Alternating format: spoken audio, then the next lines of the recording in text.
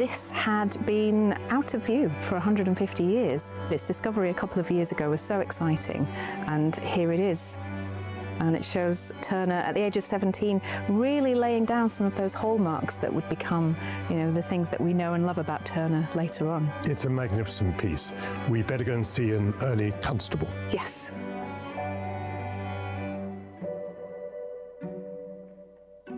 Amy, the young Constable, but as we know, Constable makes a slower start than Turner. Yes, Constable does indeed make a slower start than Turner, but he also makes a self-conscious decision to be different to other landscape artists. Spending so much time in the countryside, in the landscape that he was brought up in, he really wanted to capture the landscape with as much veracity, as much truth, and as much freshness as possible.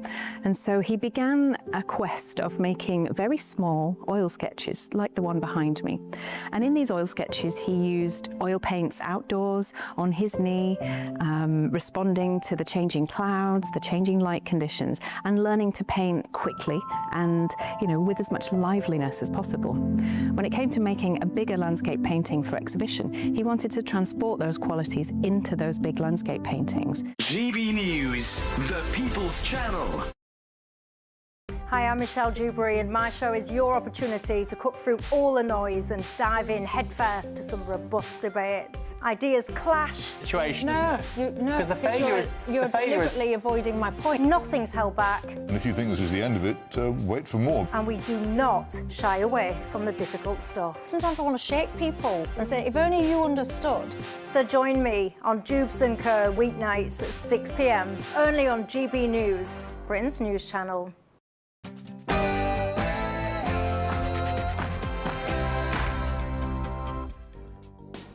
Good morning and welcome to the Camilla Tominey Show on GB News. An extraordinary week, both political drama, overseas and at home, culminating last night in Andy Burnham putting his hat into the ring to stand as Labour's candidate in the upcoming by-election, and President Trump paying tribute to our armed forces. As the government announces the biggest overhaul to police service in a generation, I'm going to be joined by the Minister for Policing and Crime, Sarah Jones. Plus, will Labour's top committee choose Burnham as their candidate, or will he be the victim of what some have called a London stitch-up? Shadow Foreign Secretary Dame Priti Patel will also be on the show as Sir Keir Starmer pulls the Chagos bill from the House of Lords. What should happen to the islands now? And do the Tories take responsibility for starting the controversial handover in the first place? With a constantly shifting global order, I'm going to be joined by former Defence Secretary Sir Liam Fox. What does he make to Donald Trump's Greenland strategy, and how does he evaluate the Prime Minister's performance this week? We'll also go live to Crowborough, where residents are protesting after the first asylum seekers were moved into a former military site in the East Sussex town this week.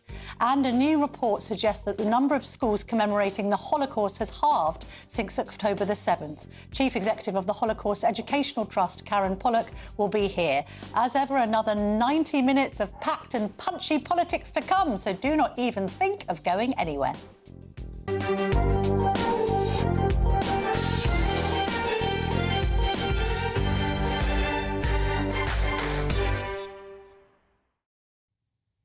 Well, it's a Burnham special on the front of the Sunday front pages today. Assistant editor at The Spectator, Madeline Grant, joins me. Burnham, Burnham, Burnham, Burnham, Burnham. It's all there. The Mail on Sunday sums it up.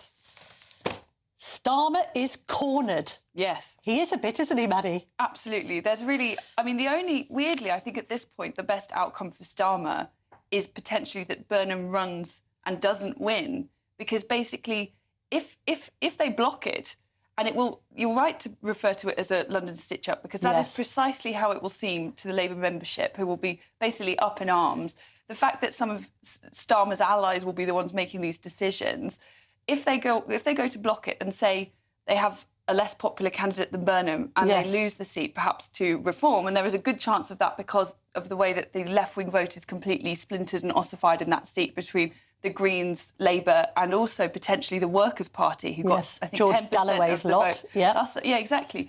So you have a very tricky situation, and if it's seen to have been blocked from the centre and it falls, that will, I think, renew calls for Starmer to make way for somebody else. Yes. It's a but rock and a obviously, hard if place, Burnham this. runs and wins, he'll be greeted as, you know, the conquering hero capable of taking the fight to reform UK. He can't block him for fear of looking weak. But if he allows him to stand, then he's going to be weakened in his position as Prime Minister, because seemingly most people would rather Andy Burnham run the country, including his own deputy, Lucy Powell, which is extraordinary, isn't it? Yeah. I mean, do we think he's had a good week? We've got him now poised to go to Beijing. He's going to Beijing and Japan, China and Japan, for most of this week. I find that a curious decision, Maddie, not least on the back of all of the criticisms of the Chinese super embassy that's been green-lighted. But also, this is a guy called Never Hear Keir, who loves international jet set. Yes. And yet he didn't turn up at Davos, of all the summits in all the world. That was curious. I perhaps the motivation was to send a message that, you know, that they... Obviously, Donald Trump gave a very high-profile and slightly bizarre and deranged speech at Davos, so maybe that was Starmer's way of saying, you know, I'm keeping out of this one. But, the China decision is very curious, and I'm not sure necessarily it will lead to much. I mean, after making some serious overtures to the Chinese government, Rachel Reeves went over there for a kind of investment haul maybe a year ago. Yes. And she came back with actually, in the grand scheme of things, very little investment, much less than I think they were expecting. Yeah, I think the figure was 600 million altogether that this is worth, which, when you consider how huge China's economy is peanuts, basically. Exactly. And I think they had to kind of come back and sell it as a great win, but it was probably less than they were hoping for. We wait for a readout as to whether he has mentioned spying, or indeed the case of the British Hong Kong businessman Jimmy Lai, who is currently in solitary confinement. I wonder whether that will come up. Yeah. Do we think he's done well, though, on Trump climbing down over this comment about NATO forces not being on the front line in Afghanistan and Iraq supporting the US troops? Because it went down so badly, even with Trump fans, Madeline. I think, you know, I disagree with a lot of what Keir Starmer says and does, but he was absolutely right, and I think that is where public opinion in Britain is too. People on the right must not forget that Trump is extremely popular in the UK. And frankly, that America has not always been our greatest friend, as is sometimes claimed. So I think Starmer completely judged that correctly. It also gave him a strange point of argument on Wednesday when Kemi Badenoch mentioned the very obvious disparity between thinking that Greenlanders deserve self-determination, but while at the same time denying it to the Chagossians. Good point, well made. The Prime Minister then made a very curious argument that this was somehow undermining the government's position against Donald Trump. Yes. And that, of course, has come burning spectacularly. Also, we should just blow GB News' trumpet here, because the sequence of the Chagos climb down by Trump is quite interesting. The Speaker, Mike Johnson, appears on Nigel Farage's show on the Monday. By the Tuesday, we've got Trump saying that it's a great act of stupidity, even though he had previously said, I'm OK with this. We've now got the Conservatives having identified, this is the irony, I love it, a 1966 treaty that we signed with the US saying that the Chagos Islands must remain UK territory. This has only just come to light. You would have thought that international law devotee Keir Starmer, and indeed his even more devoted sidekick, Lord Hermer, would know what international treaties we'd signed, Madeline. It would absolutely be the cherry on the cake if Mr. International Law was then undone by an insufficient understanding of international law. I mean, it would take a heart of stone not to laugh. But, I mean, the serious point is I think there's lots of work being done in different directions. There's work being done looking at the detail of the bill and trying to fight it in a legislative way in the House of Lords. And then there's this lobbying quietly and overtly to the Republicans.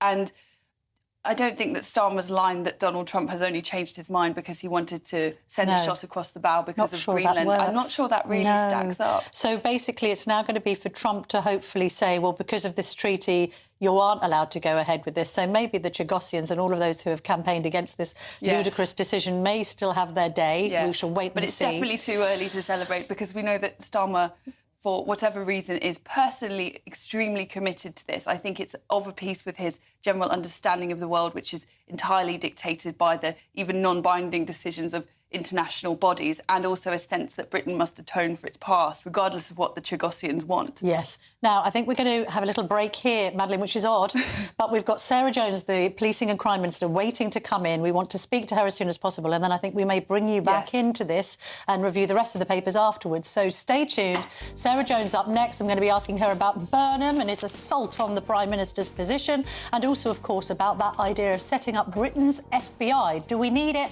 How much will it cost? And will it denigrate local policing? Stay tuned.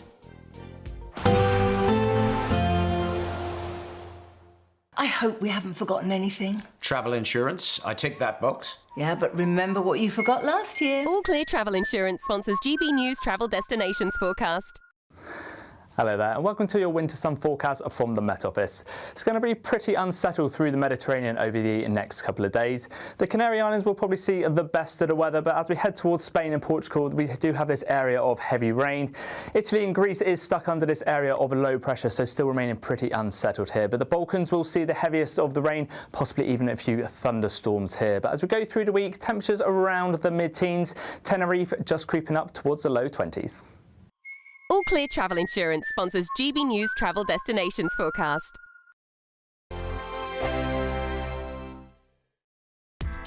Join me, Nana Akwe, for an informative, interactive news programme with a difference. It's fun. No, you didn't say that, Dave. I'm so surprised. I think there's an element of truth to that. Join me from 3 p.m. every weekend, only on GB News, Britain's news channel. Mornings don't have to be tiresome, especially if you have the right company. Wake up to news as it happens, opinion and debate, and of course, a little bit of entertainment too. Because when the kettle's on, we're on. That's Breakfast on GB News, a show worth waking up for. Every morning from 6 a.m. Only on the People's Channel, Britain's news channel. We'll spread the news, you spread the word. Britain was once the envy of the world. But look around. A nation that no longer knows what it is or where it's going. A country that's broken. How do we fix Britain? How do we bring it back? Friday night with Matt Goodwin at 8 p.m, only on GB News. Decisions made in Washington aren't just shaping America, they're shaping Britain too. From migration to global security, from crime to health. Whatever happens in the White House today will be felt in your town or city tomorrow. That's why The Late Show is live from Washington, D.C. Cutting through the politics to show you what it all means for Britain. The Late Show live every night at midnight. Only on GB News, Britain's news channel. No matter the state it's in, this is our nation. Join me, Jacob Rees-Mogg, for a genuine, honest discussion on where we have been, where we are going, and where we are with the people who set the direction. Tune in to State of the Nation every Monday to Thursday, 8 to 9 o'clock. Only on GB News. Exciting news. Every Friday, my Patrick Christie's Tonight Show is going to have a twist to it. We're welcoming some special guests. You. That's right, on Fridays I'm going to be doing my show in front of a live studio audience because this show is about you and what you have to say. It's going to be the same big debates, same big topics, same big opinions, but every Friday night at 9 p.m. you are invited to come on down to Patrick Christie's Tonight to be a part of the action. Only on GB News, the People's Channel, Britain's news channel. Hi, I'm Michelle Dewberry, and my show is your opportunity to cut through all the noise and dive in headfirst to some robust debates. Ideas clash. Situation, isn't it? No, because the failure is you're deliberately avoiding my point. Nothing's held back. And if you think this is the end of it, wait for more. And we do not shy away from the difficult stuff. Sometimes I want to shake people and say, if only you understood. So join me on Jubes & Co weeknights at 6 p.m, only on GB News, Britain's news channel.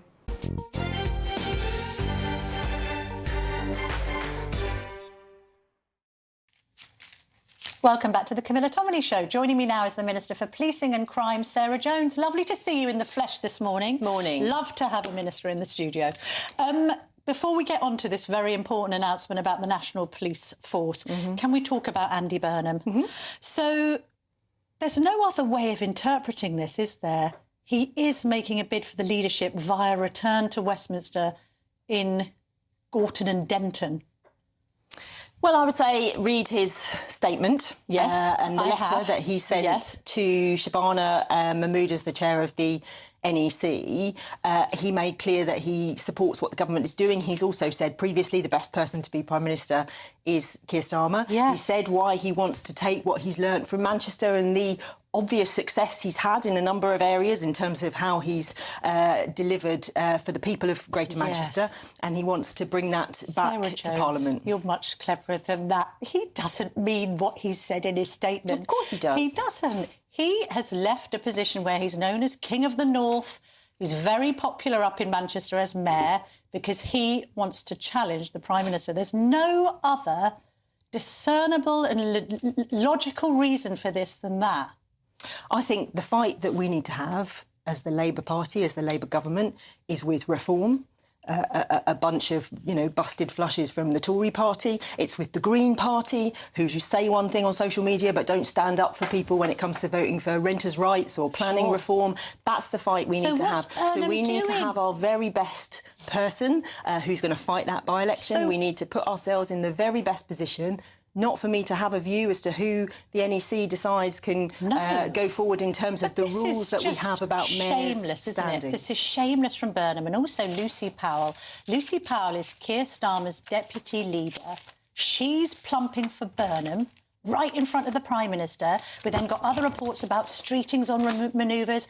Angela Rayner's plotting a comeback. I mean, the Labour Party used to accuse the Tories of indulging in psychodrama. You're all fighting like rats in a sack. I mean, the Prime Minister's only been in post for 18 months and now his leadership is being challenged by this move by Burnham.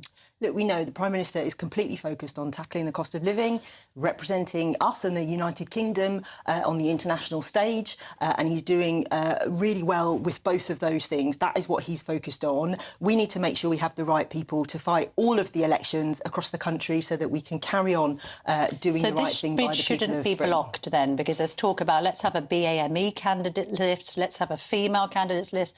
Lots of people in number 10 running around in hysterics trying to block this. He should be allowed to stand, otherwise it's a London stitch-up.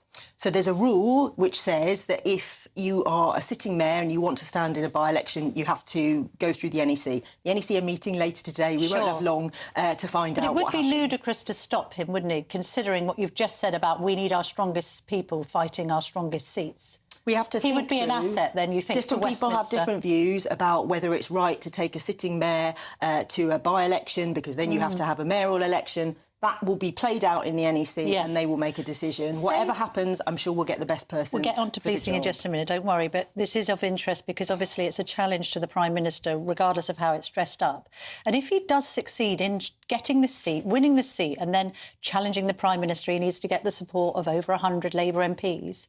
He will have no national mandate to govern. So at that point, if there is a change in leadership at the helm of government, we'll need to have a general election, won't we, Sarah Jones? I completely reject your framing of this. The Prime Minister is not going anywhere. Well, he is if the Prime Andy Minister. Burnham gets we have enough a big people majority to in topple Parliament. him. We need to focus on tackling the cost of living. We need to focus on making sure we're growing the economy. And look, I know that this is interesting for journalists in Westminster. I would say most people across the country would care more about how are you going to make sure, government, that we are responding in the right way to crime, that the police are going to turn up. Very deeply. I think they care about a challenge to the Prime. I think people care. I think people really care that the Prime Minister has been in place for 18 months and there's already agitation, not just in the country, but in the Labour Party, for him to be removed and replaced by Andy Burnham. That's why this has happened. I get what you're saying about the statement, but can we not beat around the bush here? Andy Burnham is launching an assault on the actual premiership with this move.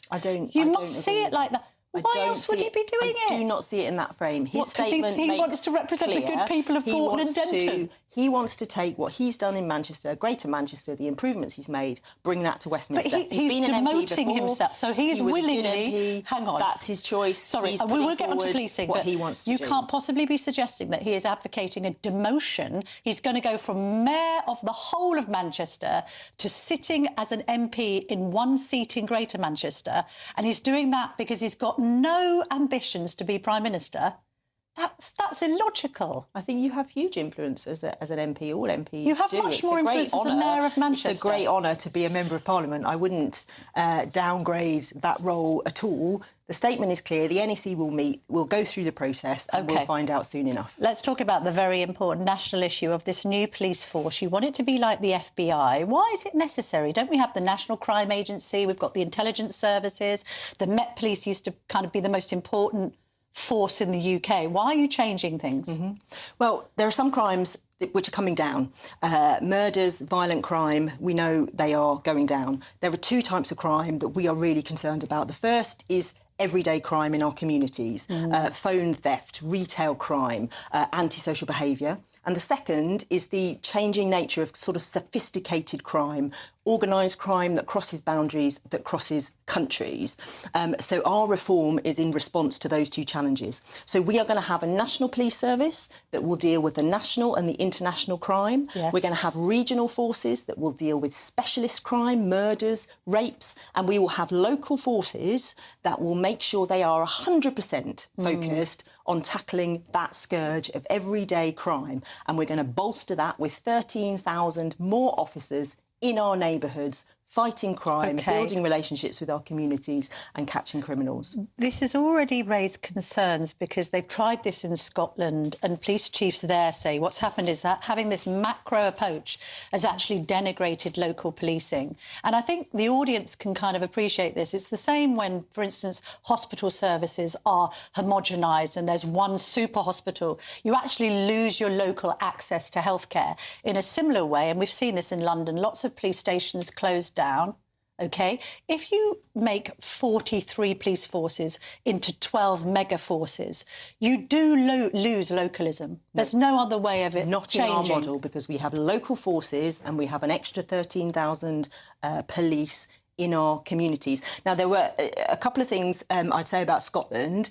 The first is they went too fast. They did the whole change in a year, and I think we need to learn from that, and we are going to take longer. The second is that they didn't put enough focus on the local. We are flipping that model, and our starting point is we absolutely have to make sure we are tackling the kinds of crimes that you and I, when my son's phones were nicked, that was horrible. And people, when they experience that kind of crime, they need to know that the police are going to be there to respond. But isn't that happening not because there's a problem at macro level with policing, but because there isn't enough neighbourhood policing, and therefore we'll thieves put 13,000 back in our neighbourhoods. But you're putting the 13,000 into the national police force. No, 13,000 neighbourhood police. 13,000 neighbourhood police. In addition to 13,000 In addition to the ones we have now. Oh, OK. And how much is this all going to cost? So policing as a whole, the last two budgets, we managed to secure an extra £2 billion for policing as a whole. So we've got the highest amount going into policing this coming year. National force, what's the national price tag? force over the next 3 years, £500 million. But £500 million? £500 million over the next 3 years. Well, not everything costs money, but also we are going to make efficiency savings within this Parliament of £350 million. And the reforms will pay for themselves over time, because it is madness that we have 43 forces buying 100 different types of phones, multiple different types of cars, multiple different types of tech. We need to bring that together. But the structures at the moment do not work. All right. All the police chiefs say the same. We are going to do this properly. We're going to take time. We're going to legislate. We're going to get this right. But the outcome will be better response for local people for the crimes they care about the most. With your interest in crime, the PM is in China this week. Presumably you're going to lobby him to ask the Chinese both about spying and this super embassy, and also about why Jimmy Lai, the British Hong Kong businessman, is in solitary confinement. Well, look, when it comes to China, we know the previous government... He needs to ask, doesn't he? We know, of course, we will raise what we need to raise, and we will work together where we need to. We know that the previous government had this sort of golden era with China, and then it went to this big freeze where we didn't speak to them at all. You have to have a middle ground. We have to work with them where we need to and challenge them where we need to. We need assurances that this super embassy isn't going to be a spying dungeon. I would also be very keen to work with them on the problem that we have, for example, of mobile phone theft. Mobile phones end up in China. If we can break that link, then we can do something that helps our communities. Sarah Jones, you need to go. Thank you very much indeed for joining us on GB News this morning. Great to speak to you. Thank you. Maddie, coming back to you for the rest of the papers while Sarah Jones is squirreled out of the studio to her next appointment. We were talking, weren't we, before about Trump and Starmer's handling of Trump. Just one point on that. He scored a victory in having had the phone call with the US president, and then the Truth Social post comes out saying UK troops are brilliant. Yes. But there's also the intervention of the King to consider. Yes, we've learnt in The Sun, I think, that the King made a phone call and urged President Trump to remember the sacrifice of British and other NATO troops in the Iraq and Afghanistan wars, which is interesting because, you know, this is actually, the royal family has been such a very crucial vehicle in engineering warmer relations with America, as the government has been trying to do. Remember Trump's very grand visit and dinner at Windsor Castle. Effusive speech about the King, but it's also interesting because it kind of lessens Starmer's impact on the US president if the King stepped in. And I mean, I think it's a team effort, isn't it, to be fair to the Prime Minister? It is a team effort. Right, talking about team effort, what a brilliant segue into the next story, because I'm just going to open pages 8 and 9 of the Mail on Sunday, which have got some really interesting polling in by electoral calculus. Look, I'll put these questions to Priti Patel in just a moment. This whole idea of uniting the right. Basically, they do a whole list of the country, and there are 81 seats to save us from loony left, is the headline. And this is about if Reform stood down here and let the Tories go here, and if the Tories stood down here and let Reform go there, the right would be united and they'd be winning seats, not just in the red wall, because some of those Labour MPs were elected on very marginal constituency votes, but also in the blue wall. Yes. So do we think we need a pact? I think that there's definitely a kind of right-leaning majority of votes in Britain. I don't think we're a kind of naturally socialist country. But the question of will this kind of thing come about? I mean, I think that's the last couple of weeks in politics have really put paid to that. It's the Robert Jenrick defection. And since then, there's been quite a lot of mudslinging between Tory reform, Robert Jenrick sharing texts, and then he's a bloodsucker. Somebody said somewhere. Not the whip, though, crucially. No, Robert Jenrick, I think, almost framed it as if she personally had said that when she was relaying other people's remarks. But still, you know, it's become very venomous. I can't really see a kind of formal pact emerging. And I think from the Reform UK perspective, they're already getting it in the neck from, as we actually heard from the minister just now, for being a kind of failed Tory party. So if they have a formal pact, I mean, that really does undermine any kind of claim to be this kind of insurgent the thing. alternative could be as the Mail on Sunday calls it, a loony left coalition of chaos. There might be some kind of below the surface thing. You know, the Tories may decide that they're not going to campaign very hard, say in Wharton and Sunderland or just something. Not try very hard. Yes, and exactly, also, and vice versa. This Gorton and Denton situation, how funny, sorry, but would it be with everything going on in Labour and Andy Burnham's like, I'm leaving the North to go and sit in the seat.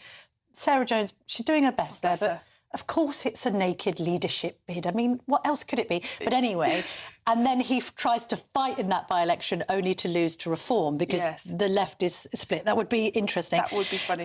Also, let's look at this coalition of centrists being formed by Ruth Davidson, former leader of the Scottish Tories, Andy Street, formerly of John Lewis, then Mayor of Birmingham, now wanting to be centrist. Is that the right direction of travel for the Tories? I think there are dangers here.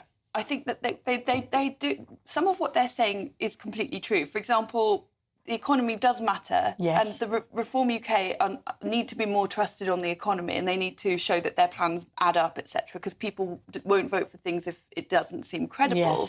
And the Tories recently have enjoyed a slight, not a large, but a slight uptick, it seems, and that seems to have started with Kemi Badenoch's response to the budget. So that is important. But the danger is that in reaching for what they call the centre, they ignore the fact that the centre in Britain now wants massively lower migration. And if it seems to be more of the same and a lack of understanding of where things went wrong, and in particular the issue of immigration on which the Tories failed greatly and may never be trusted again, then I think there is a danger here. And when people like Dominic Grieve start intervening, it makes it even more unhelpful. Supported by Dominic Grieve and David Gauke. Does that make it problematic? Maddie Grant, we need to leave it there, but thank you very much indeed. Still lots more to come today. Shadow Foreign Secretary Dame Priti Patel will be here, and we're going to go live to Crowborough, where residents are protesting after the arrival of those first asylum seekers. Don't go anywhere. Back in just a jiffy.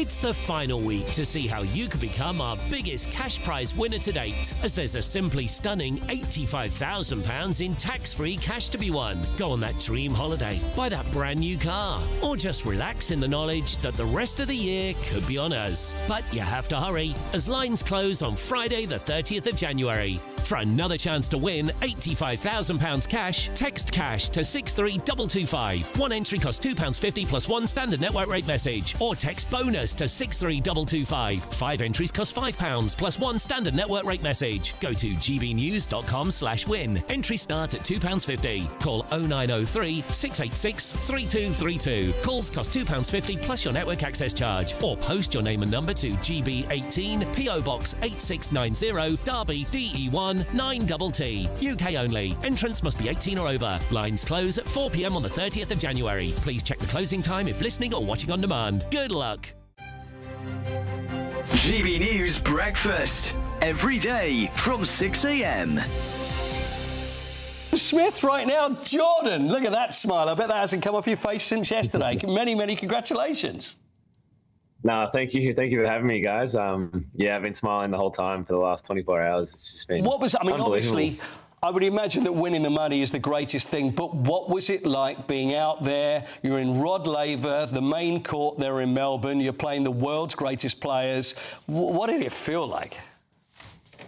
Yeah, it was a dream come true. Obviously, as a kid, being a tennis player, coming from Sydney in Australia, just dreaming of being in a Grand Slam or anything like that. Just never could imagine that this happened, and I never would have thought it would be a 1-point slam. Like, it's just an amazing concept, amazing idea, and yeah, it's just I just got to pinch myself, and hasn't really sunk in yet. Now, here's Sinner. Here's the Yannick Sinner game. Now, How did this begin? So, did you actually win the rock paper scissors to have him serve first? Yeah, that was my tactic. Yeah, I decided. Yeah, I did win the rock paper scissors, and yeah, I was just noticing that a lot of the top pros were quite nervous because they get one serve. Yeah. So they were sort of panicking, and they always chose to receive. And they sort of mentioned just sort of little words about just sort of not wanting to double fault, and I guess everyone might have thought that a pro would take it out. But yeah, I guess everyone has a chance, and it was amazing that. Yeah, I just took it 1 point at a time. It was cliche, but I just enjoyed the moment. I sort of tried to look at my family and friends and sort of smile and wave. And yeah, as I said, I couldn't take the smile off my face. And I was in disbelief at the end. GB News, the People's Channel.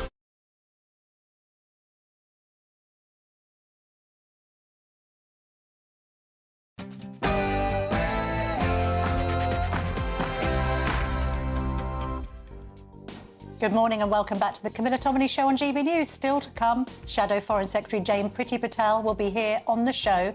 As Sir Keir Starmer pulls the Chagos bill from the House of Lords, what should happen to the islands now?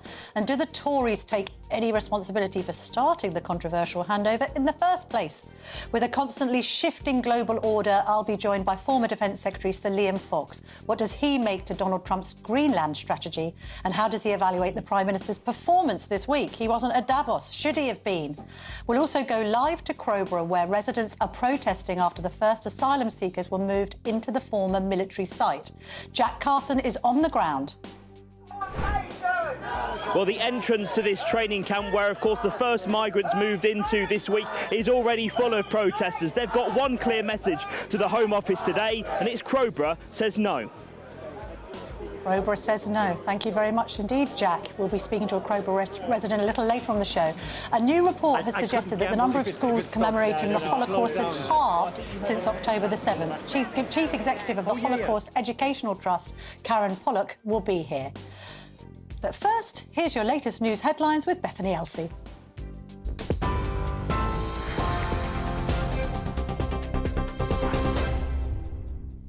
Camilla, thank you. Good morning. Your top stories at 10:01.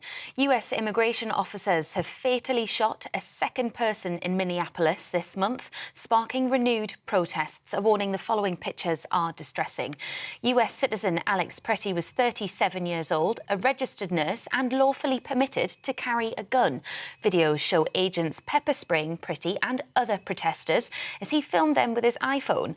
After multiple agents wrestled him to the ground, one draws his weapon and multiple shots can be heard. The Department of Homeland Security says the man resisted attempts to disarm him. The incident is one of 5 shootings since the new year, including that of Renee Nicole Good.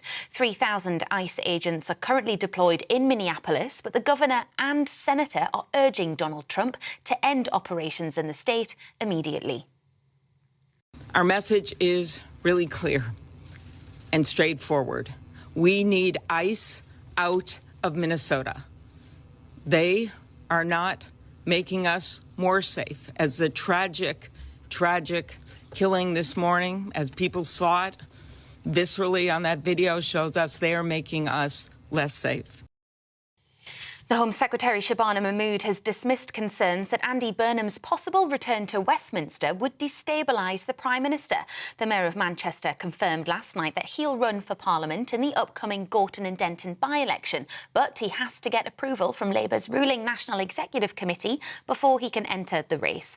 That decision is expected within the next 24 hours. There's speculation that once an MP, Mr Burnham could mount a future leadership challenge, but he insists he wants to back the Labour government, not undermine it. A new national police force dubbed the British FBI is set to take over counter-terror, fraud and criminal gang investigations under major policing reforms. It's hoped to lift the burden on local police forces who are believed to be diverting time and resources away from crimes like shoplifting and antisocial behaviour to deal with national policing issues. The unprecedented reforms are set to be announced in Parliament tomorrow. And more than half of America is under weather alerts as a huge winter storm is sweeping across the country, bringing heavy snow, freezing rain and dangerously cold temperatures. More than 160,000 people are without power across southern parts and around 13,000 flights have been cancelled across this weekend. The National Weather Service is warning of record sub-zero temperatures from the southern Rockies all the way up to New England, posing a risk to life.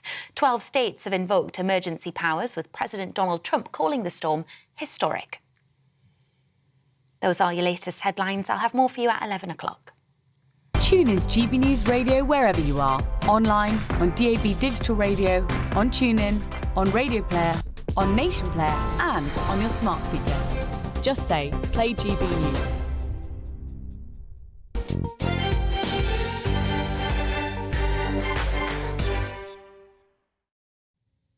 Thank you, Bethany. Dame Priti Patel, the Shadow Foreign Secretary, joins me in the studio now. Good morning. Good morning. Lovely to see you.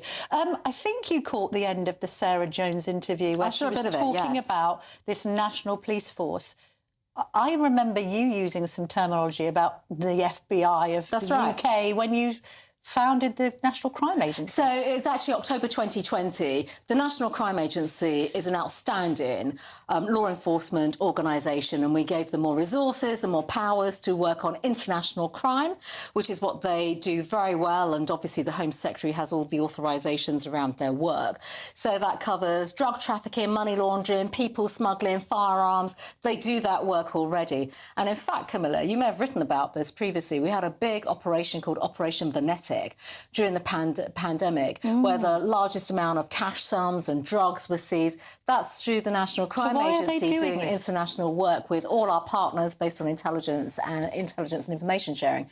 So it sounds to me we've got to see the real details, because all we've read is a government press release where they've just slapped this headline on it, FBI of the UK. It already is. And, you know, show respect to the people there working and doing this great work.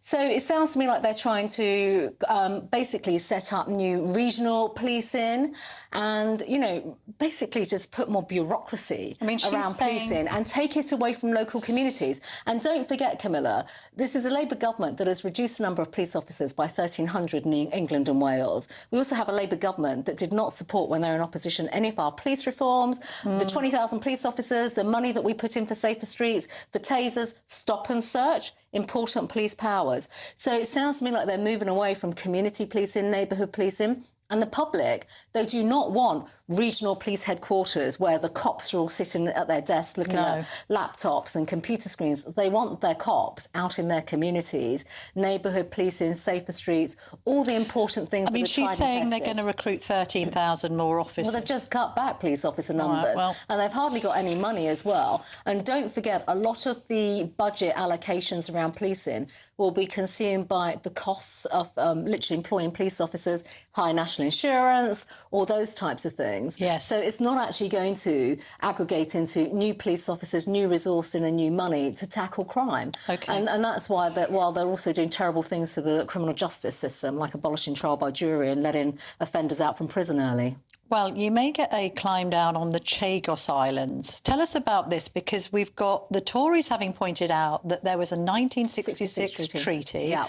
Why hasn't Keir Starmer and Lord Hermer, who both love international treaties, been across this? But the criticism of you could be, well, look, the Tories, why did you even entertain the idea while you were in government of selling out these islands? Well, let me start with that first, because I wasn't in government and, you know, they were preliminary talks and discussions off the back of what was an arbitrary legal judgment. But, of course, that's a world away from what has happened since. There's now a treaty and a bill in Parliament. And it's through the scrutiny of this bill. And by the way, we're the ones, my party, have forced every single line of question, 160 written parliamentary questions. I've forced opposition day debates on this with the government because they've avoided all scrutiny. So your point about Mr. Weak Keir Starmer and Mr. International Human Rights Lawyer, Lord Hermer, they have failed on all of this because they've just wanted to wave it through, you know, focusing on the rights of the Mauritian government and giving them away money. And it's the treaty, 1966 treaty, which I referred to in Parliament last Tuesday in the debate, which basically says that Chagos is British and you know, the Americans have to be consulted on this. All right. And that basically lifted the lid off the Pandora's box and now has exposed the government, not just on the 1966 treaty, but the fact that Mauritius now has to consent on all sorts of aspects of any military operations on the base of Diego Garcia. All right, so you've been doing that kind of like legislative manoeuvre in Parliament. You have to concede, though, that it's Nigel Farage what won it on GB News with pressuring the US Speaker, Mike Johnson, when he was in on Monday. Hang on a minute. This is the timeline. He interviews Mike Johnson, has a word with him saying, are you aware of this whole, the true nature of the Chagos Islands surrender? Because, of course, Donald Trump had previously said he was OK with it all. Then on the Tuesday, we get Donald Trump saying it's an act of great stupidity. And now we're having this bill unravel, admittedly because of the treaty, but you have to accept that Reform and Nigel Farage and indeed this great news channel have done some heavy lifting on this. So your channel has, and I've been on this programme many times talking about it, I do not accept that proposition at all because it is diplomacy behind the scenes involving my party as well and conversations with Speaker Johnson. We've had conversations with Speaker Johnson about this too.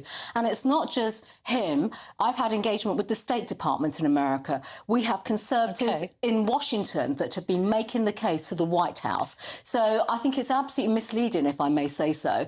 This isn't about who takes credit. My party believes in standing up for Britain and our national interests and our national security. We understand this. I've done it professionally as Home Secretary, and I understand the intelligence sharing and the way in which we work with the United States. This is not a flippant matter at all. This is deadly serious. And I don't think this is about who takes credit. There's a lot of painful work, a lot of forensic work that has taken place on this. That politicians don't necessarily have to stand up and brag about it. We've done the work, and I will continue to make that case. It might be handy for people who have got Donald Trump's ear to be whispering in it that there's a great surrender going on that he needs to stop. Will he stop it now? I mean, this is down to the US because the US needs to say to the UK, so look let's at just this treaty. So the government is now in a serious situation because they've had to pull a debate from Parliament on Monday on this, and it is because of the 66 Treaty and the details that we've put out on this.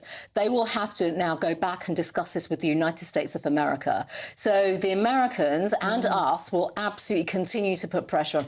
None of us know what America will do on this. You know, we're not in government, but we will continue to do the advocacy and continue to make the forensic points. There are other aspects to this about nuclear weapons now residing at Diego Garcia. We've done the work on that, and America, rightly so, are deeply concerned. There are conversations taking place, is what I would say. Quiet diplomacy with the administration, and we are involved in that. After the week we've had, can Trump be trusted? You're a Trump fan, but presumably some things he's said this week, not least at Davos and not least about our own troops in Afghanistan, have given you pause for thought. Well, let me just say this. We absolutely call out the wrong comments and appalling comments from President Trump. We wouldn't hesitate in doing that. And I think, you know, that's the right approach. They're our closest ally. When it came to his remarks about British Armed Forces and our personnel, that was outrageous, appalling and wrong. And do not forget, we know the history, Camilla, as to why Article 5 was triggered in 2001. The sacrifices. I represent a constituency where we're not far from 16th Air Assault Brigade. The paratroopers went on numerous tours in Afghanistan. I've had constituents who lost their lives. So this is very raw in our communities and across our country. And the fundamental point there is that we were fighting for our shared security, and we would always stand by that and do that. It's right that we call President Trump out when he makes wrong comments, appalling comments about our country and about our efforts, where we have absolutely stood up and done the right thing for our global and collective security. So you still generally support him, but you have reservations about some of the stuff he says? America's our closest ally, and I can tell you now, the cooperation that we have around intelligence, security, Five Eyes is first class, and we must always maintain that. And also, we have an incredible people-to-people relationship as well. You know, that's in the trillions when it comes to trade, but also just on the people-to-people transactions. It's a very, very significant relationship.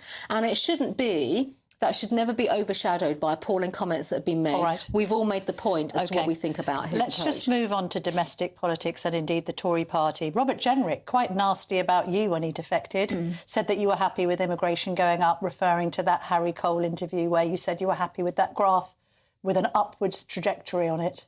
No, well, I didn't say I was happy with it. But let me just say something about this, first of all.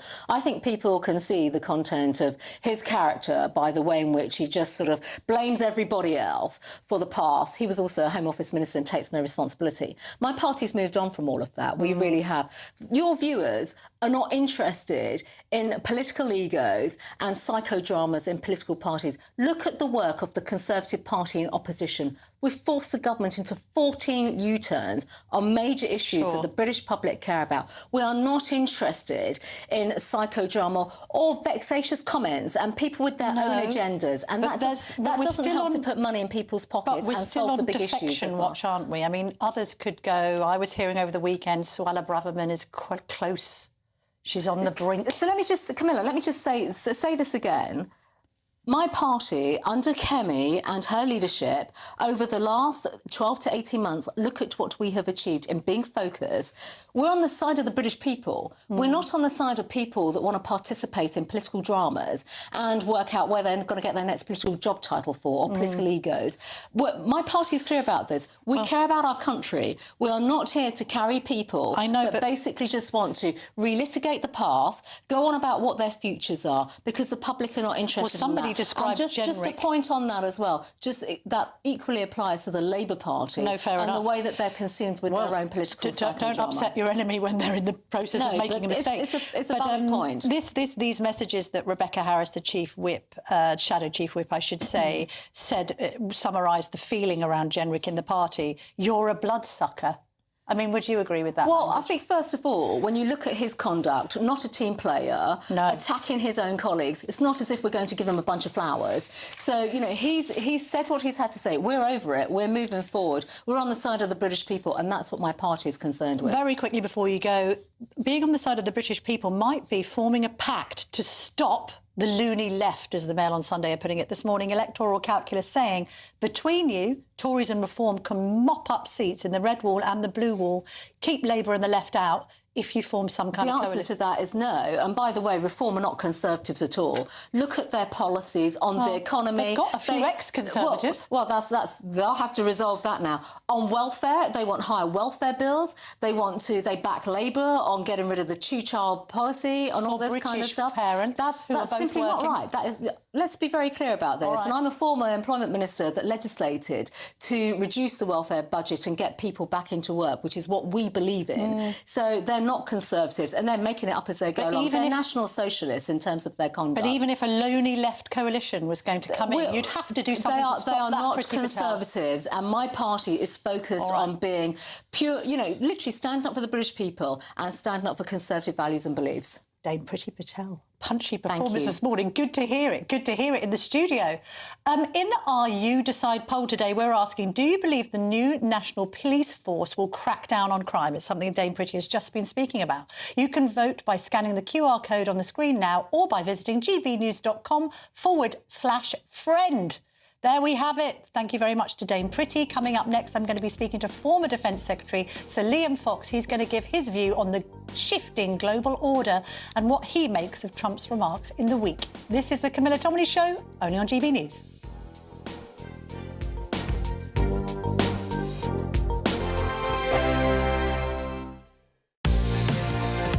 Mornings don't have to be tiresome, especially if you have the right company. Wake up to news as it happens, opinion and debate, and of course, a little bit of entertainment too. Because when the kettle's on, we're on. That's Breakfast on GB News, a show worth waking up for. Every morning from 6 a.m. Only on the People's Channel, Britain's news channel. We'll spread the news, you spread the word. From the school run to the home run, watch a new show for all of Britain. He can say whatever he wants. A straight-talking show where all voices are heard. And, when are we going to stop talking about smashing the gangs and actually do it? With the stories that matter from every part of our country. There's a bit of a crash landing there for your Chancellor. Bold, fearless and standing up for you. That's me, Martin Daubney, 3 p.m. till 6 p.m, weekdays, here only on GB News. The People's Channel, Britain's news channel. Westminster's full of talk, but out here, it's the real world. Am I allowed to talk now? No, that's it. This is where it matters, real people and real lives. That's what politics is all about. The fact that Trump made a good start, no. Straight answers, no spin, and just a couple of pints. How many fingers have I got up? About 10. So join me for Lee Anderson's Real World every Friday at 7 p.m, only on GB News. The People's Channel, Britain's news channel. You want to know what's really going on in the corridors of power? Labour don't know what to do with you half the time, and that makes you quite lethal in the chamber. Get behind the headlines with Chopper's Political Podcast. Join me, Christopher Hope, as I sit down with the great and the good of British politics. We'll see where this ruling takes us. These are the stories shaping our nation. Chopper's Political Podcast, available now on all platforms. Listen in and stay ahead. Decisions made in Washington aren't just shaping America, they're shaping Britain too. From migration to global security, from crime to health. Whatever happens in the White House today will be felt in your town or city tomorrow. That's why The Late Show is live from Washington, D.C. Cutting through the politics to show you what it all means for Britain. The Late Show live every night at midnight. Only on GB News, Britain's news channel.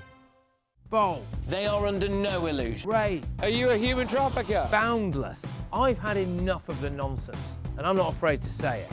Don't get this on a BBC. Every weeknight, I tear through the headlines. The smell of gasoline. Should we be worried about it? From Westminster madness to cultural war chaos. What I'm going to do now, they are throwing things out the car as we speak. Get ready, Britain. Here we go. Patrick Christie's tonight, weeknights from 9 p.m, only on GB News, Britain's news channel.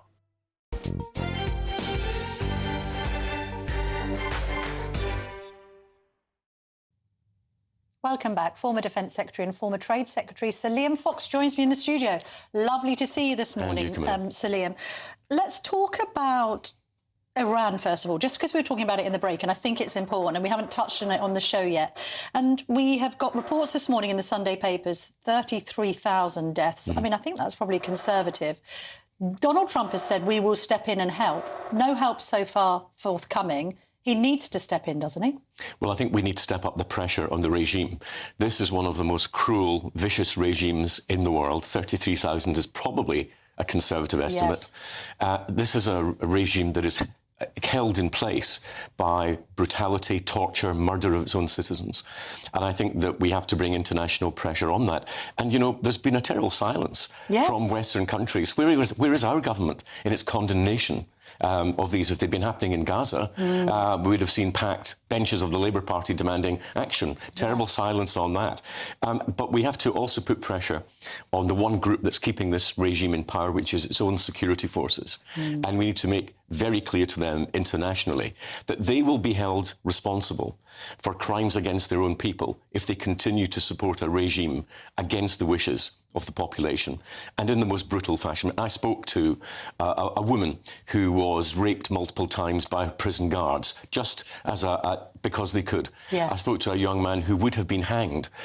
He was next in the line to be hanged, having watched his friends being hanged because they were finished for the day. Yes. It's a machine. Yes. It's a brutal and vile machine. And the Americans, I think, you will find that there's American military assets moving closer to the region, and I think we need to put pressure on this regime, because the one thing that we haven't talked about is the tremendous prize that there would be for the world if Iran was to be different. If you had a pro-Western, pro-freedom, investment-friendly Iran, think what you could do in terms of transforming the price of oil and gas, which would be much quicker than Venezuela, and would have a counter impact on people like Putin, and also the relationship with China. So there is a tremendous prize to be achieved if we can get regime change in the appropriate direction.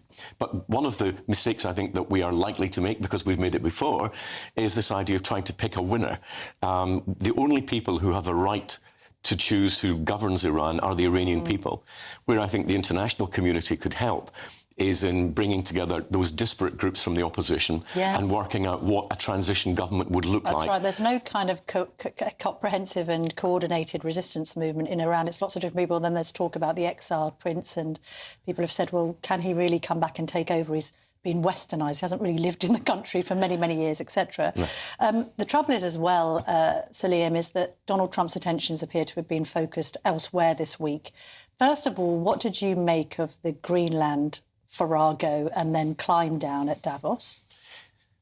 I think the best thing to say was it was undignified. I think that it was clear that there was huge internal opposition inside the United States, probably inside the administration, to this idea anyway.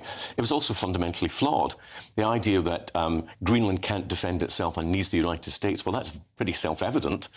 But Greenland, as part of Denmark, is a member of NATO and covered by Article 5. So any action by China or Russia against Greenland would invoke Article 5 of the NATO treaty, and the Americans would be involved in its defence anyway. There's no need to own it. And in any case, if they want more troops, they've got the legal right under treaty with Denmark to have as many American troops there as they want. Do you think it was just a giant bluff and then to force NATO into some kind of climb down, and also for NATO to be a little bit more understanding of Donald Trump's claims in general about military spending, the changing way of the world, superpowers, the threat from China and all the rest of it? In the Donald Trump language that he uses, there's usually a kernel of truth, and there certainly hasn't been enough attention paid, I think, by NATO to the high north. And with warming seas, there'll be more maritime trade, and that needs to be protected. And I think it's fair to say that we have neither invested sufficiently in the assets nor shown enough political interest in what's happening in the high north. And there was a need for that to happen. I'm not sure that this was the correct way to go about it, nor am I sure it's achieved its original aims. As a former Defence Secretary, what did you make of Donald Trump's comments about NATO troops and, by implication, British troops not being near the front line in Afghanistan and Iraq? One of the jobs that no one wants to do, and most people don't know about, is when we lost troops in Afghanistan, the Defence Secretary, including me, you would write to the families of those involved. These were young men, women on the front line who were incredibly brave. Yes. And should be honoured. And the countries from which they come should be honoured. And I think the very least you can say is that this was disrespectful. Very. He's obviously climbed down from that. He's posted on Truth Social. We think the King may have had a role in... Which is great. I know, I'm very pleased to see that. I'm pleased to see that he's acknowledged it. But it wasn't just Britain. It was also Denmark and Estonia in particular, who had a lot of casualties, certainly in proportion to the numbers that they had there, because they were in the most dangerous place. Helmand was the most dangerous place to be, not avoiding action. Some people, including my colleague at the Telegraph, Alistair Heath, has said that Trump is suffering from a form of imperial delirium. And the bigger question, I think, for the West is he signalling the end of the Pax Americana with the UK? The special relationship seems to be somewhat on a knife edge. And equally, this upsetting of the global order, what's your analysis of it? How worrying a time is this? I don't think that there's a danger to the special relationship, because that's really built on intelligence sharing between our two countries, which is unparalleled anywhere else. But I think what we have seen in recent years is America moving back into a more isolationist position, which is actually, more the norm. We're used to the post-Second World War, America, international rules building and international policeman role. America seems to be moving back from that, not just under President Trump, but we saw that, I would say, with the Obama administration, its lack of reaction to the Russian invasion in Georgia and the annexation of Crimea. Yes. So this has been a process that's been gradually, I think, taking place. Then we saw the new national security strategy, which says China is no longer America's #1 problem in terms of security. It's about protecting the American homeland and the Americas. This is very much moving back to an earlier historical time.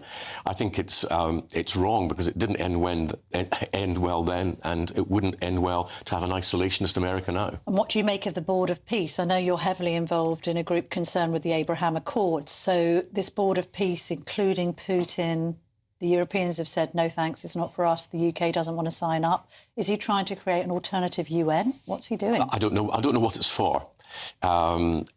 Anything that improves the chance of global peace is welcome. But if you've got Vladimir Putin, who is currently murdering women and children, bombing a maternity hospital just within the last 48 hours, he's hardly a symbol for global peace, is he?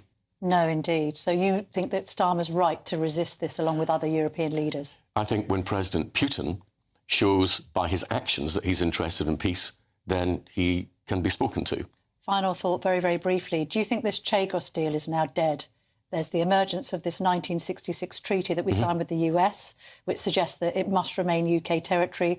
Donald Trump could easily veto this deal now. And indeed... I hope he does. Well, former Foreign Secretary David Lammy had said, if Trump doesn't like it, then it's dead anyway. And there's a question here about Lord Hermer's role in all of this. Yes. Did he know about this treaty? Well, he should, shouldn't he? He likes international treaties. Exactly. Did he know about this treaty? If he did he clear it with the United States before bringing forward another treaty and trying to bring it into UK law? And if he did know about it and he didn't clear it with the United States, then there's a question of whether we've all been misled. Indeed. Dr. Liam Fox, thank you very much indeed for joining us this morning. Great to speak to you. Coming up next, we're going to be going live to Crowborough, where residents are protesting after the first asylum seekers were moved into a former military site in that town this week under the cover of darkness. Came in the middle of the night. Why would the Home Office want to do that?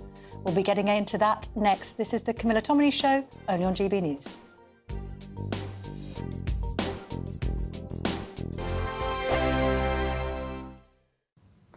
Hello there and welcome to your GB News weather update from the Met Office.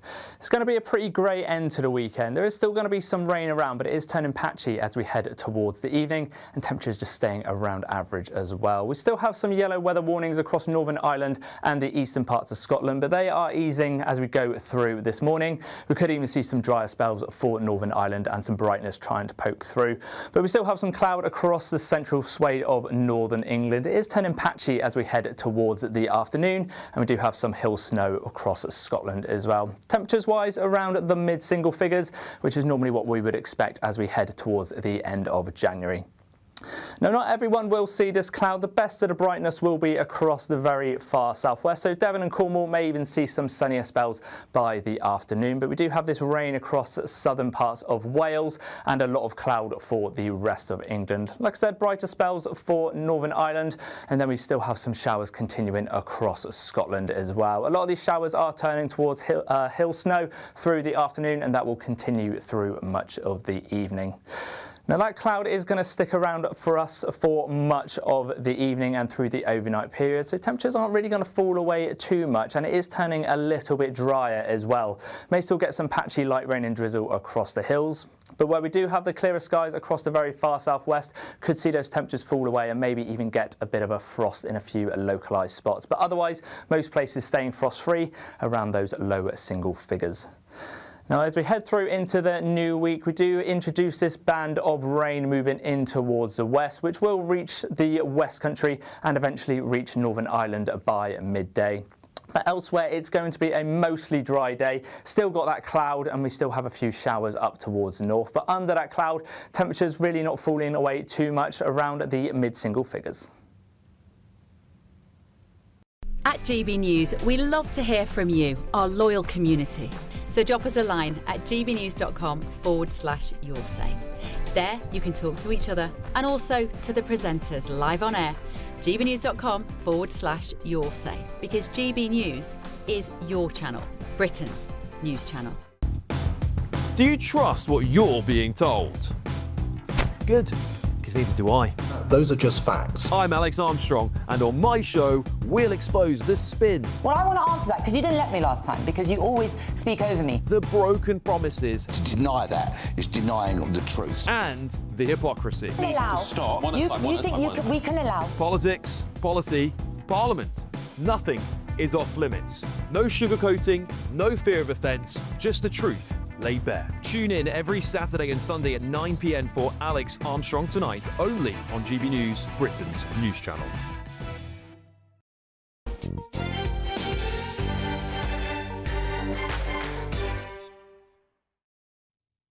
Welcome back. Let's go to Crowborough now in East Sussex, where residents are protesting after the first asylum seekers were moved into a former military site this week. Simon Brown joins me now, one of the residents. I believe, actually, Simon, that this military site is very, very close to your house. It is, yeah. I literally live next door to the main entrance to the camp. They've been moving them in at the rate of about 25 to 30 illegal asylum seekers in the middle of the night since Wednesday. So we estimate at the moment there's between sort of 50 and 75 in there currently. Why do you think that the Home Office has decided to move them in the dead of night under cover of darkness? We don't know. To be honest, we don't really believe anything that the Home Office tells us anymore. We were told before Christmas that there was going to be 72 hours notice. In the end, it was 7 hours. So you can make your own assumptions about the information that's coming from the Home Office. And Mr. Brown, I can see you surrounded by fellow residents. Just tell me what's been going on this week and specifically this morning, because the protests there are clearly hotting up. Exactly, yeah. I mean, it's huge. I mean, we've been doing it every Sunday since the news broke, which was early November. This is the 12th Sunday that we've done a protest. I would estimate this week there's probably close to 5,000 people here. And the reason is that the camp is so close to the town. I think some of the media and the overhead videos sort of give the impression that the camp is sort of in the middle of a forest and it's a secure military site. It's not. It's literally on the edge of Crowborough town. Behind me there's a bus stop that's used by school children every morning.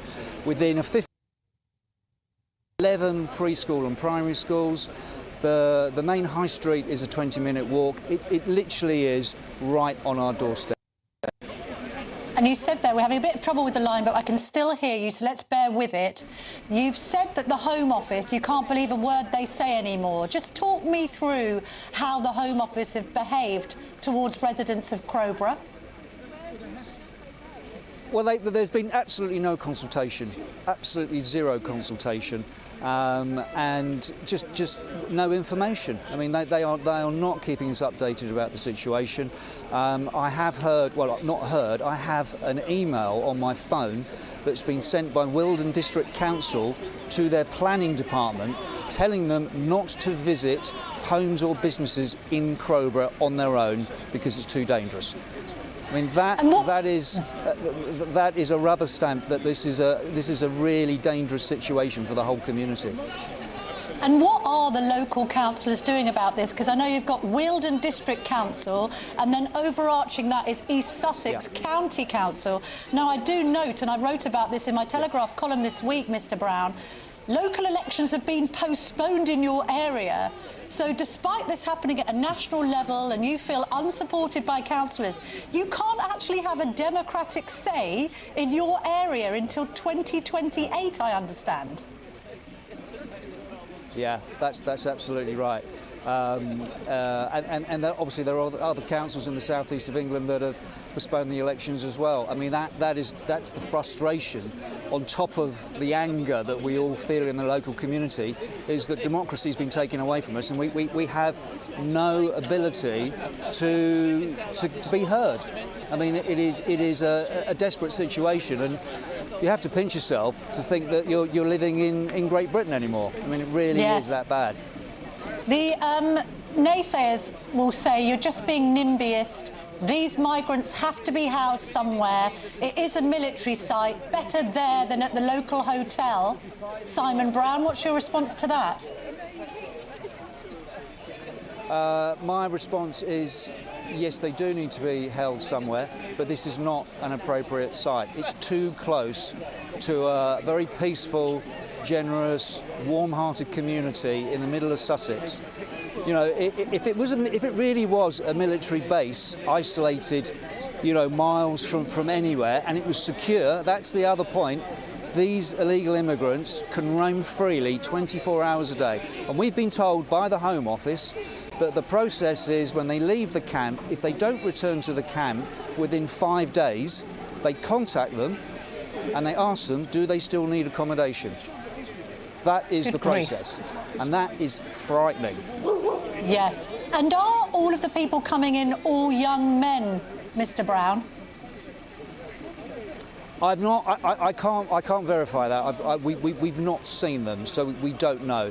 I mean, to be honest, obviously it's January, it's cold, it's wet, so they're probably staying in the camp. Our concern and our worry is obviously that as the year progresses and the weather gets warmer and more pleasant, they'll be out and about everywhere.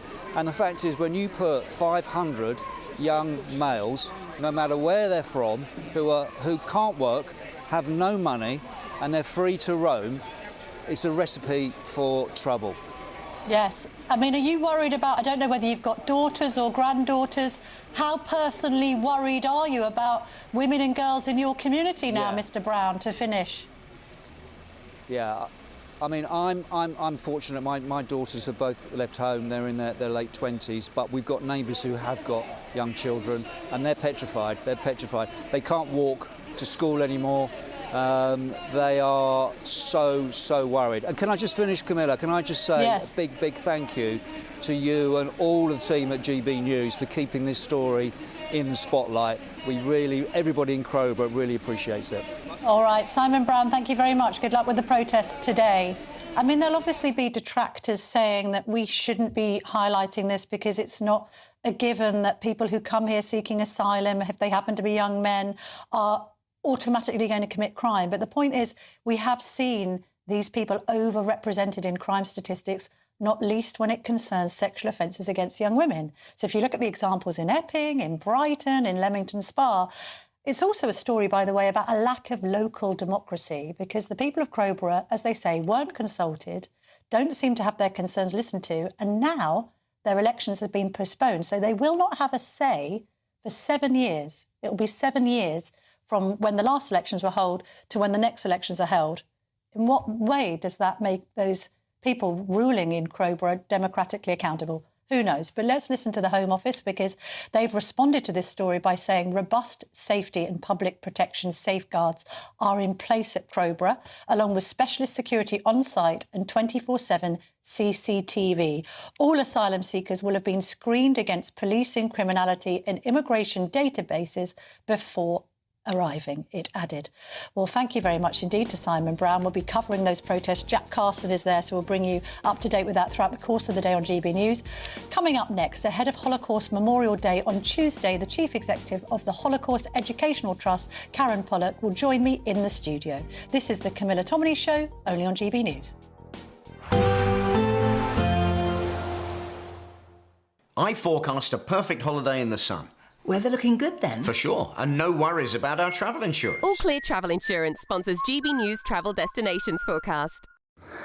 Hello there, and welcome to your winter sun forecast from the Met Office. It's going to be pretty unsettled through the Mediterranean over the next couple of days. The Canary Islands will probably see the best of the weather, but as we head towards Spain and Portugal, we do have this area of heavy rain.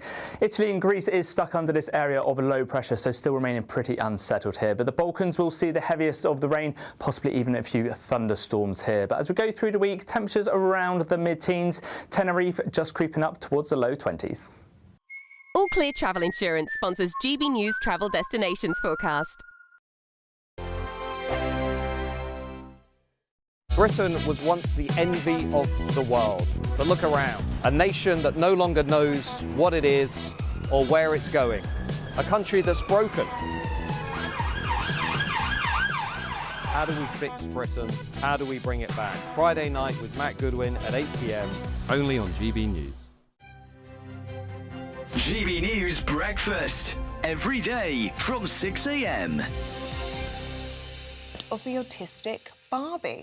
Well, made by Mattel, this latest offering in the Barbie brand launches a new neurodiverse doll. Yeah, but lots of people reacting to this, saying it's too political and even virtue signalling. We're asking this morning, has Barbie gone woke?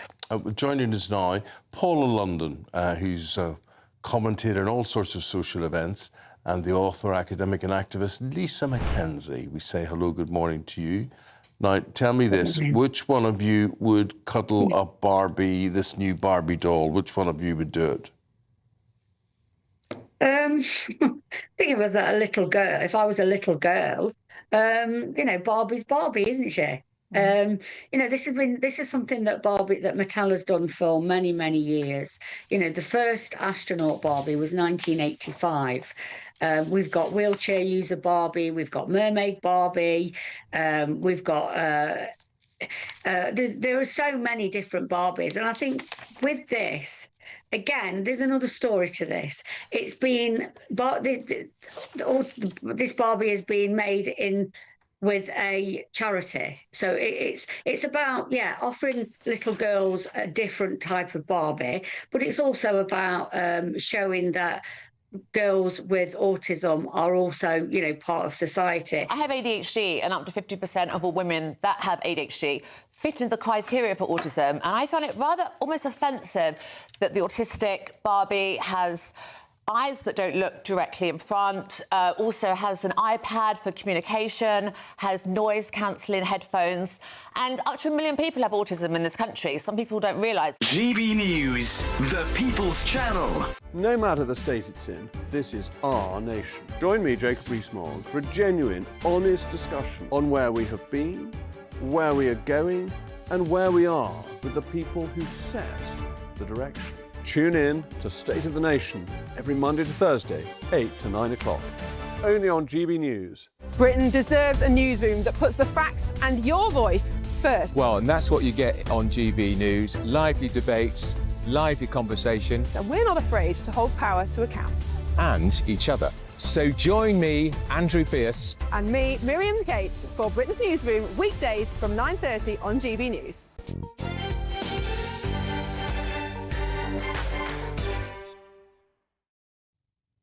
Welcome back to the Camilla Tominey Show. Tuesday is Holocaust Memorial Day. In the run-up to commemorations, the Holocaust Educational Trust shared this video of the actor Jason Isaacs reading a letter from a man called Chaim Herman to his wife and child. The letter was discovered after the war, buried by the remains of the Auschwitz gas chambers. A warning that the clip is extremely moving. Constantly thought here that should I by some miracle get out of here, I will begin a new life. Alas, this is impossible. Nobody gets out of here. All is over. I'm sending you my last farewell forever.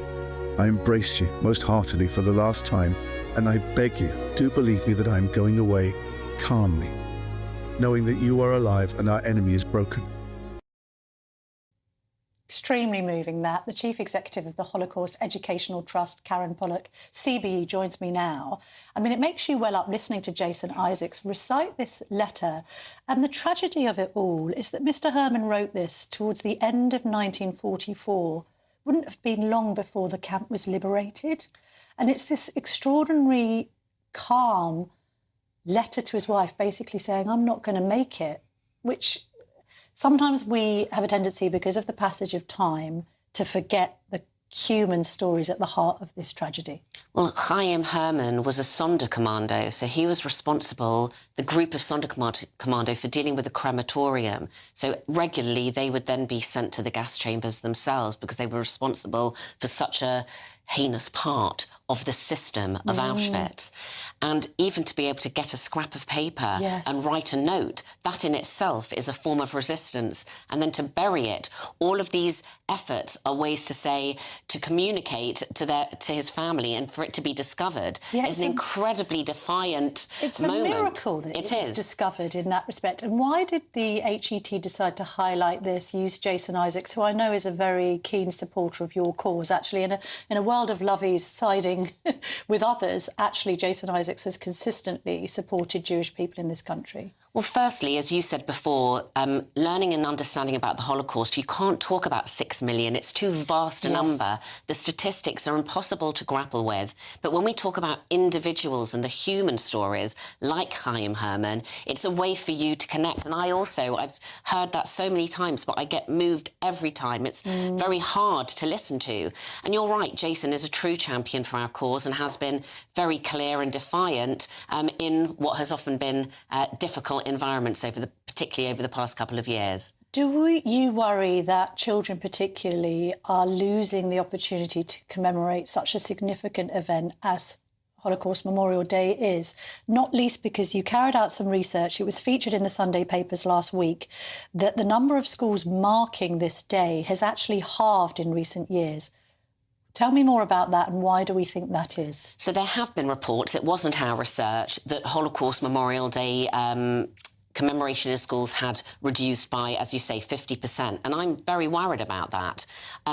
There's no denying that there has been an increase in anti-Semitism globally, but also in this country. And that's following October the 7th, the Hamas attack on Israel, and a sort of sometimes a hostile or resistant approach to what should be a very straightforward subject matter. What I would say, though, and I think it's important, is we at the Holocaust Educational Trust, we work with schools all year round. We're taking young people to visit Auschwitz. We're organising for survivors to share their testimony. We're training teachers. And in fact, that engagement has not reduced. It is, in fact, it's maintained and even got higher in certain areas. That doesn't mean that there aren't challenges. And we have had isolated incidents where we're thinking, why should this be considered sensitive or delicate because of a conflict that's happening somewhere else that has nothing to do with why a survivor might come into a school? Sure. And the other issue, I'm sure, and we've featured their obituaries in the recent months, is the loss of a couple of survivors, very prominent survivors who did a great deal of work reminding children of today what happened to children who were Jewish back in the 1930s and 40s. Do you worry now about who is going to continue that legacy? Is it going to be left to survivors' children and indeed grandchildren to keep on telling their story? You're completely right. We're at a crucial juncture. Over 80 years after the Holocaust, the survivors are fewer and frailer. We lost Manfred Goldberg. Yes, who I saw with you last year at the Holocaust memorial event. Exactly, and he was a massive fan of the Telegraph, he told me at the time. That's absolutely right, a regular reader. And similarly, just last week, we lost somebody called Harry Olmer of the age of 98, also an incredible man. And unfortunately, we're having this regularly. And of course, it's inevitable. Yes. But it makes our mission even more urgent. And yes, we're relying on children and grandchildren of survivors, but we work with non-Jewish young people across the country, and actually their experience after hearing a survivor or visiting Auschwitz, their memorable experiences make them feel they have a responsibility and they become our ambassadors. And actually they regard themselves as the future generation with a duty, not only those with a direct connection. You know this, but the Jewish community is a very small community. Yes. We can't rely on only the Jewish community to remember this worst, crime of humanity in history. Can I ask you about a couple of related stories? We had this extraordinary situation with the Jewish MP Damien Egan being banned from a school in Bristol, we think because of pro-Palestinian protesters. What's your reaction to that? I find it astonishing and really, really worrying. And I think since then we saw, I think it was the DEI employee, part of the Academy Trust, who had posted praise of Hamas. Right. I mean, you have to wonder what the principles here are and what the priority is. He should not be turned away. No Jewish MP, no Jewish person should be turned away. What message does it send to a Jewish student or Jewish parent if they happen to go to that school? But also, there's something about capitulating, isn't there, to protest and pressure. We've seen that in other examples recently, but really over the past couple of years. It's not acceptable. Well, it's the kind of normalisation of exclusion, which I think is very dangerous. We also saw that, just while I've got you in the studio, just the benefit of your wisdom, on Craig Guilford, who was Chief Constable of West Midlands Police. He presided over the ban of the Tel Aviv Maccabi fans, revealed to be on the basis of completely spurious evidence, including an AI hallucination about a match that never took place versus West Ham. He's been allowed to retire on a full pension. What's your reaction to that? Should he face more disciplinary scrutiny? I think the saga of the West Midlands Police, the Maccabi Tel Aviv, is an absolute, it's a disgrace. And I can't quite believe we saw this unravel before us. And the consequences do feel slightly unjust. Yes. But what I would say is, this is, in a sense, that is the microcosm, isn't it? Rather than defend Jews to be in a place, you just ignore them and you make them, somehow regard them as the guilty. Yes. It's, as you say, it's normalisation, and it's extremely worrying. I just would want to add one thing. Anti-Semitism has increased, there's no question of it. But there is also a strong feeling of our Jewish community of resilience and strength and, pride to still live in this country freely. That doesn't mean we just, cower when there are issues, but I just would say it's important that we acknowledge our strength and determination. And I'm sure that will be very much on display on Tuesday. Thank you very much indeed, Karen Pollock, for joining me. Tom Harwood is covering for Michael Portillo. Tom, I'm getting confused. Tom, it is you. I can tell just by your slightly less loud suit. What's happening at 11? Because you've got the Andy Burnham NEC decision to watch. Absolutely. It's all happening in around 7 minutes' time. The Labour NEC meets for what will be a meeting that will determine perhaps not just the future of Andy Burnham, but the Prime Minister Keir Starmer too. We'll be keeping tabs on that meeting and hoping there might be a few leaks along the way, but also celebrating Burns Night and a special birthday for England too. Brilliant stuff, Tom. Stay tuned for that. 11 o'clock, the NEC meeting will be taking place. I'm going to be back next week at 9:30. For more punchy political debate, enjoy the rest of your Sunday. Weather's up next.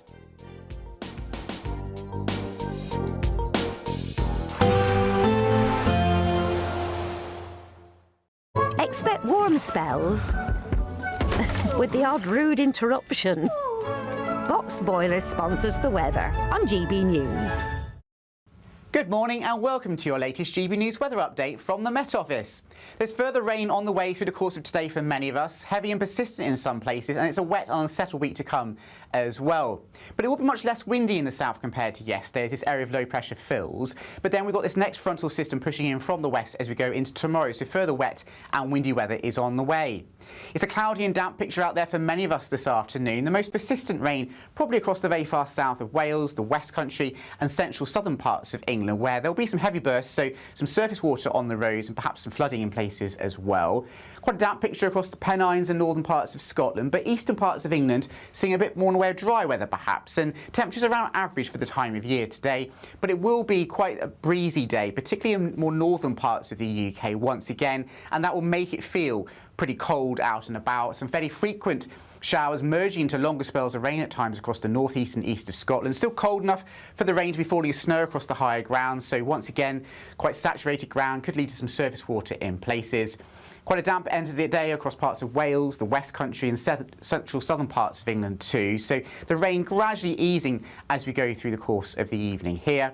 One or two clearer spells to end the day across Cornwall and Devon, and here, if we do see any clear skies persist overnight, we could see some fog patches, but for most it's a cloudy night and the cloud acting like a bit of a blanket, so keeping temperatures up, generally speaking, 3s and 4s mostly in towns in the cities, but the odd patch of frost is possible if we do see any clear skies.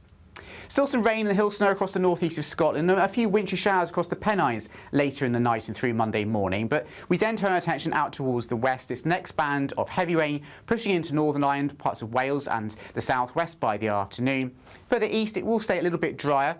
And it will be a colder day to come. Temperatures are no better than 4 or 5 in some places, milder down towards the southwest.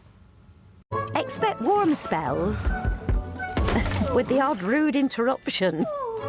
Box Boilers sponsors the weather on GB News. It's the final week to see how you can become our biggest cash prize winner to date, as there's a simply stunning £85,000 in tax-free cash to be won. Go on that dream holiday, buy that brand new car, or just relax in the knowledge that the rest of the year could be on us. But you have to hurry, as lines close on Friday the 30th of January. For another chance to win £85,000 cash, text cash to 63225. One entry costs £2.50 plus one standard network rate message, or text bonus to 63225. 5 entries cost £5 plus one standard network rate message. Go to gbnews.com/win. Entries start at £2.50. Call 0903 686 3232. Calls cost £2.50 plus your network access charge, or post your name and number to GB18 PO Box 8690 Derby DE1 9TT. UK only. Entrance must be 18 or over. Lines close at 4 p.m. on the 30th of January. Please check the closing time if listening or watching on demand. Good luck. Exciting news. Every Friday, my Patrick Christie's Tonight Show is going to have a twist to it. We're welcoming some special guests. You. That's right, on Fridays I'm going to be doing my show in front of a live studio audience, because this show is about you and what you have to say. It's going to be the same big debates, same big topics, same big opinions. But every Friday night at 9 p.m, you are invited to come on down to Patrick Christie's Tonight to be a part of the action. Only on GB News, the People's Channel, Britain's news channel. Hi, I'm Michelle Dewberry, and my show is your opportunity to cut through all the noise and dive in headfirst to some robust debates. Ideas clash. Situation, isn't it? No, because the failure is you're deliberately avoiding my point. Nothing's held back. And if you think this is the end of it, wait for more. And we do not shy away from the difficult stuff. Sometimes I want to shake people and say, if only you understood. So join me on Jubes & Co. weeknights at 6 p.m, only on GB News, Britain's news channel.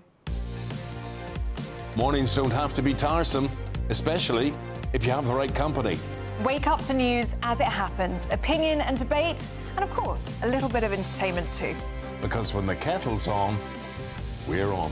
That's Breakfast on GB News, a show worth waking up for. Every morning from 6 a.m. Only on the People's Channel, Britain's news channel.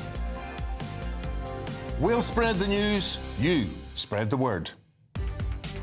From the school run to the home run, watch a new show for all of Britain. He can say whatever he wants. A straight-talking show where all voices are heard. And, you know, when are we going to stop talking about smashing the gangs and actually do it? With the stories that matter from every part of our country. There's a bit of a crash land.